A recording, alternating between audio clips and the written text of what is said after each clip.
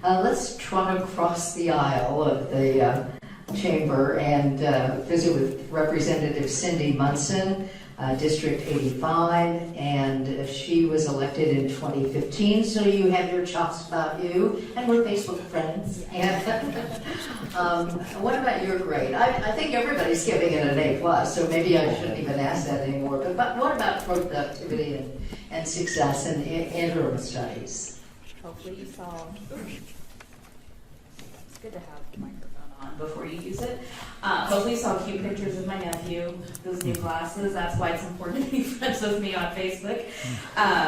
As the first member to speak from the minority caucus, you'll probably hear a little different take. But before I share, I want you to know what sort of guides me when it comes to making change and what I think is important.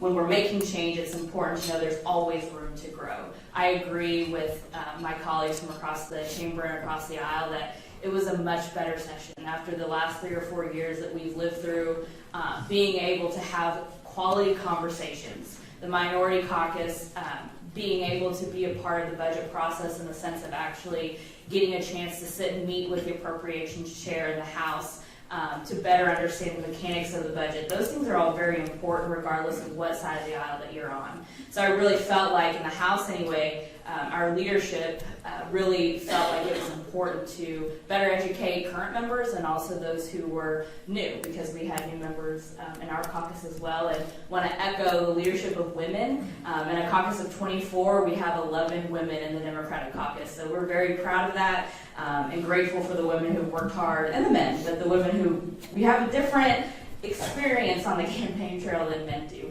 And so I give the session a C because I think we do have room for improvement, specifically when it comes to criminal justice reform.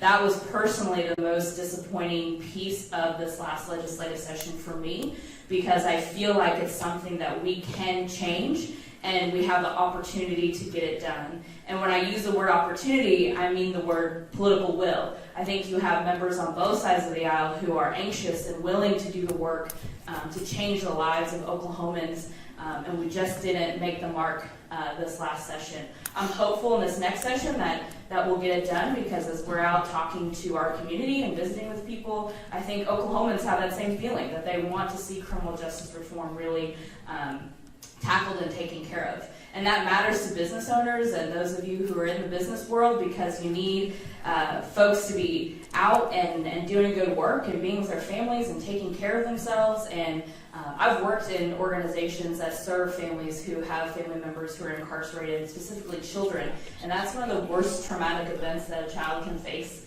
They don't understand what it means to have a parent incarcerated. And so if we want to truly make a change in Oklahoma, I think criminal justice reform has to be at the top of our list, along with education, mental health, and healthcare, and things of that nature. So I'm a very optimistic person. I think you have to be when you're in a Democrat in Oklahoma. And I'm grateful that I've been elected as caucus chair because I do think I bring a level of optimism. I work well with members across the aisle. Just yesterday, Leader Eccles and I both had a bill signed, or ceremonial bill signed by Governor Stitt for Senate Bill 509 for our step therapy legislation. That was really an important piece of legislation and truly the most important work I think I've done at the Capitol, and felt really honored that Leader Eccles allowed me to work alongside him in that effort. And I do serve on the Loft Oversight Committee, so yesterday was our first meeting. I'm also really excited about digging into the numbers and getting to know about our agencies a little bit more, because it's important for you all to have us well educated and really asking good questions, not just rhetorical, political, partisan questions to the issues that are facing Oklahomans.